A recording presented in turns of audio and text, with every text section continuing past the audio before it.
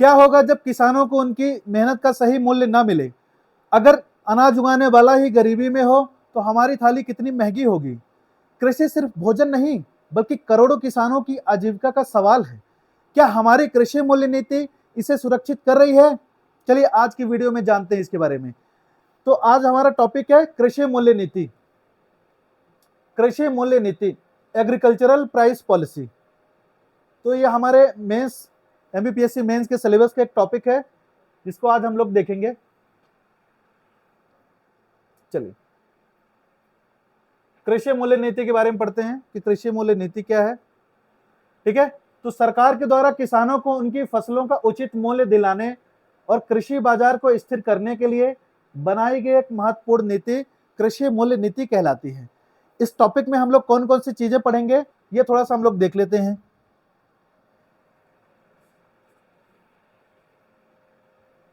तो देखिए इसमें हम लोग सबसे पहले देखेंगे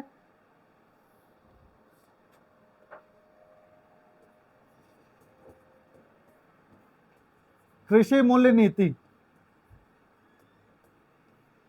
इसमें हम लोग कुछ टॉपिक पढ़ेंगे, जैसे एक छोटा सा हम लोग परिचय देंगे कि कृषि मूल्य नीति क्या होती है। ठीक है, फिर देखेंगे इसके कौन कौन से प्रमुख घटक हैं, मीन्स कंपोनेंट कौन कौन से हैं। फिर इसका देखेंगे क्या महत्व है, ठीक है, इंपॉर्टेंस क्या है। फिर इसके कुछ हानियां भी देखेंगे।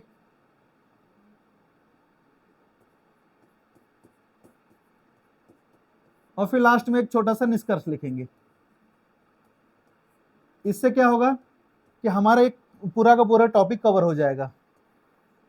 आपको इतने पॉइंट पे एक टॉपिक को कवर करना है।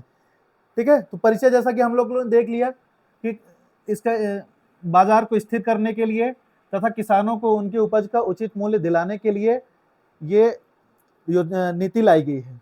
इसका मुख्य उद्देश्य क्या है, देखिए, किसानों की आय बढ़ाना, खाद्य सुरक्षा सुनिश्चित करना और कृषि उत्पादों की कीमतों में अस्थिरता को कम करना। आपको पता हो कि हमारे यहाँ अगर थोड़ा सा भी आयात निर्यात में फर्क पड़ता है तो आलू और टमाटर प्याज ये तुरंत महंगे हो जाते हैं।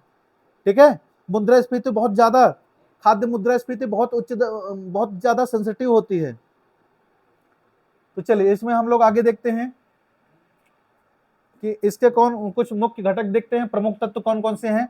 तो जैसा न्यूनतम समर्थन मूल्य एमएसपी, ठीक है, एमएसपी के द्वारा कृषि मूल्य नीति को नियंत्रित करने की कोशिश की जाती है सरकार के द्वारा। ठीक है, सरकार द्वारा निर्धारित कीमत पर किसानों की फसलों को न्यूनतम खरीद की जाती है तो उसे कहते हैं एमएसपी। ठीक है, जैसे गेहूं, धान, दलहन आदि के लिए एमएसपी तय किया जाता है। ठीक है, तो सीएसईपी के द्वारा एमएसपी का निर्धारण किया जाता है। आप लोग कमेंट में लिख के बताएंगे कि गेहूं और धान के लिए एमएसपी कितना तय किया गया है। चलिए आगे हम लोग देखते हैं, अगला अगला प्रमुख तत्व देखेंगे कि बफर स्टॉक। ठीक है, अनाज भंडार बहुत ज्यादा उत्पादन हो जाए तो उसको हम लोग बचा के भी रखते हैं, भंडारित करके रखते हैं। ऐसा क्यों किया जाता है? ताकि उसके मूल्य में, कीमतों में अत्यधिक उतार चढ़ाव को रोका जा सके। इसी वजह से ना, मान लीजिए कि गेहूं का प्राइस बहुत ज्यादा बढ़ गई तो गेहूं को जो बफर स्टॉक में हम लोग सरकार रखते हैं उसको रिलीज कर देती है। ठीक है, इसीलिए बफर स्टॉक रखा जाता है। ठीक है, अगला हम लोग देखते हैं मार्केट हस्तक्षेप योजना। ठीक है, कि मार्केट इंटरवेंशन स्कीम, इसके तहत देखिए ई नाम लाया गया है, राष्ट्रीय कृषि बाजार। ठीक है, नेशनल एग्रीकल्चर मार्केट के द्वारा क्या होता है कि किसान सीधे बाजार तक अपनी उपज को बेच सकते हैं। ठीक है, इसमें बिचौलियों की भूमिका कम हो जाती है। जब मध्यस्थों की भूमिका ज्यादा रहती है तो इससे क्या होता है, किसानों की उनकी उपज के बदले उचित मूल्य नहीं मिल पाता। ठीक है, क्योंकि बीच के जो मध्यस्थ होते हैं, मिडिल मैन, वो ज्यादातर पैसे खा जाते हैं। ठीक है, अगला अगला तत्व हम लोग देखते हैं। अच्छा, कृषि उपज विपणन समितियां, एपीएमसी, ठीक है, एग्रीकल्चर प्रोडक्ट मार्केट कमेटी, किसानों को उचित मूल्य दिलाने के लिए एपीएमसी की स्थापना की गठन किया जा रहा है। आपको पता हो कि अब जगह जगह गांव गांव में ऐसी मंडियां स्थापित की जा रही, कृषि मंडियां, सोसाइटीज स्थापित की जा रही हैं ताकि किसानों को ज्यादा दूर तक अपनी उपज ना ले जाना पड़े, उनका ट्रांसपोर्टेशन कॉस्ट ना बढ़े ज्यादा। ठीक है, अब देखिए अगला तत्व देखिए, सब्सिडी और प्रोत्साहन। ठीक है, फर्टिलाइजर, सीड्स और इरिगेशन पर सब्सिडी देना ताकि किसानों की लागत कम हो सके। आपको पता हो कि इसके लिए सरकार बहुत सारी योजनाएं लेके आया है। ठीक है, जैसे कि सोलर पंप योजना, किसानों को सब्सिडी के दर पर सोलर पंप दिया जा रहा है। ठीक है, किसानों को आपको पता हो कि इलेक्ट्रिसिटी में भी सब्सिडी दी जा रही है कि इतने हॉर्स पावर के मोटर अगर आप लगाते हैं तो आपको एक निश्चित दर तय की जाती है कि आप एक निश्चित पैसा जमा करें।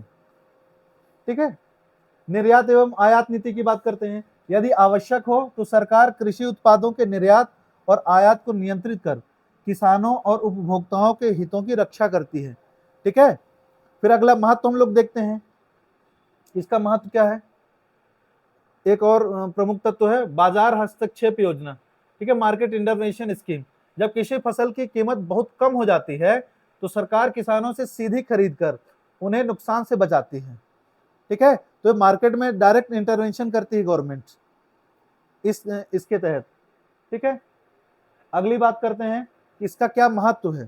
ठीक है, किसानों को आर्थिक सुरक्षा प्रदान करता है सरकार इस ना एग्रीकल्चर प्राइस पॉलिसी के द्वारा आर्थिक सुरक्षा प्रदान करती है, कृषि उत्पादन में स्थिरता को बनाए रखती है। ठीक है, अगला क्या लिखेंगे कि कृषि पदार्थों की कीमतों में भारी उतार चढ़ाव को रोकता है। ठीक है, अगला महत्व क्या लिखेंगे हम लोग कि ग्रामीण अर्थव्यवस्था को सुदृढ़ करता है। तो ये कुछ हम लोग महत्व लिखेंगे, इसमें कुछ नुकसान भी हैं, चुनौतियां भी हैं। ठीक है, जैसे कि आपको पता हो कि सरकार के द्वारा एमएसपी जो तय की जाती है तो उस एमएसपी का लाभ सभी किसानों तक नहीं पहुंच पाता है। ठीक है, तो ये कुछ चुनौतियां भी हैं। लाभ देख लीजिए, किसानों को आर्थिक सुरक्षा प्राप्त मिलती है इससे। ठीक है, खाद्य पदार्थों की उपलब्धता बनी रहती है, मुद्रास्फीति पर नियंत्रण भी होता है। ठीक है, इसमें चुनौतियों में आप लिखेंगे कि एमएसपी का है ना पूरा का पूरा लाभ सभी किसानों तक नहीं मिल पाता है। सब्सिडी सरकार के द्वारा दी जाती है लेकिन सभी किसानों तक नहीं पहुंच पाती है, अभी भी मध्यस्थों की भूमिका बनी हुई है। इस तरह से किसानों को उनकी उपज का उचित मूल्य नहीं मिल पाता है। लास्ट में निष्कर्ष क्या लिखेंगे, इस नीति से किसानों को उनकी मेहनत का उचित दाम मिलता है और कृषि क्षेत्र को स्थिरता प्राप्त होती है। ठीक है, अब देखिए कृषि मूल्य नीति का प्रभाव अगर हम देखेंगे, ठीक है, तो किसानों की आय में वृद्धि होती है। आपको पता हो कि एमएसपी के द्वारा, ठीक है, किसानों के उत्पादों का लाभकारी मूल्य दिलाने में मदद, जिससे उनका आर्थिक स्थिति में सुधार होती है। कृषि उत्पादन में भी वृद्धि। अब अगर मान लीजिए एमएसपी ज्यादा रहेगी, उत्पादन भी किसान ज्यादा करेंगे। उचित मूल्य मिलने से किसान अधिक उत्पादन के लिए प्रेरित होते हैं तथा उत्पादन वृद्धि होती है। इससे और क्या फायदे होते हैं, खाद्य सुरक्षा सुनिश्चित होती है। मूल्य स्थिरता की बात करें तो यह कृषि उत्पादों के दाम में अत्यधिक उतार चढ़ाव को नियंत्रित करते हैं, जिससे किसानों और उपभोक्ताओं को लाभ होता है। निर्यात व्यापार पर प्रभाव पड़ता है। ठीक है, आप लोग देख लीजिए एक बार,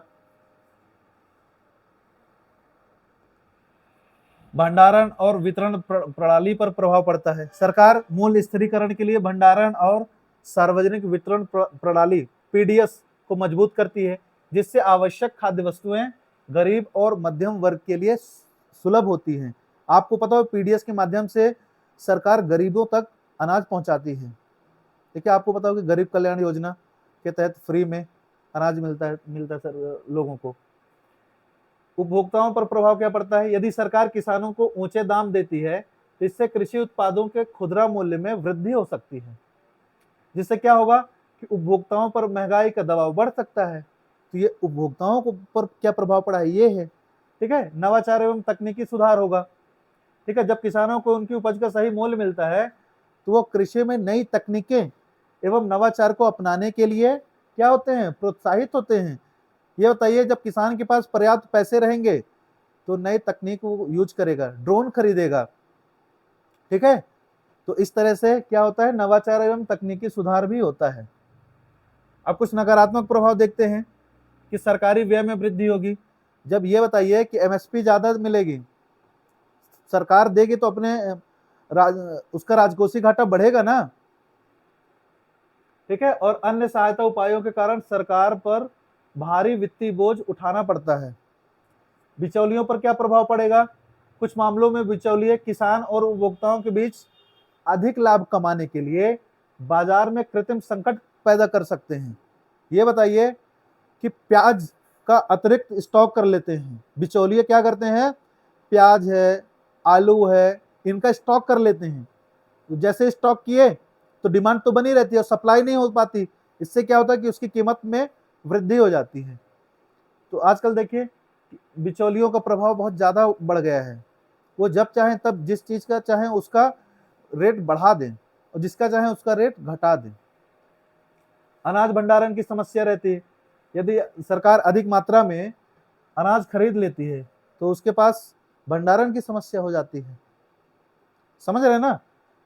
तो देखिए ये कुछ पॉइंट ऐसे हैं कि जिससे कि आपका पूरा का पूरा टॉपिक कवर हो जाता है। लास्ट में छोटा सा निष्कर्ष लिखेंगे कि कृषि मूल्य नीति किसानों और उपभोक्ताओं दोनों के हितों की रक्षा करने के लिए है, ठीक है। लेकिन इसे प्रभावी ढंग से लागू करने में सरकार को संतुलित दृष्टिकोण अपनाना चाहिए, ताकि यह न केवल किसानों की आय बढ़ाने में सहायक हो बल्कि उपभोक्ताओं के लिए भी लाभकारी साबित हो।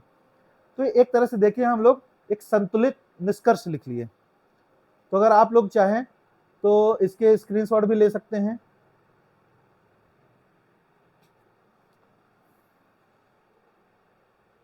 ये आप स्क्रीनशॉट ले लीजिएगा।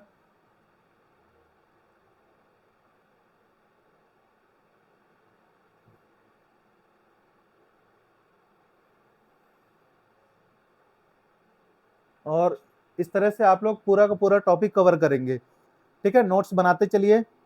कैसा लगा वीडियो आप लोग कमेंट करके बताएंगे, ठीक है। मिलते हैं नेक्स्ट वीडियो में। नमस्कार।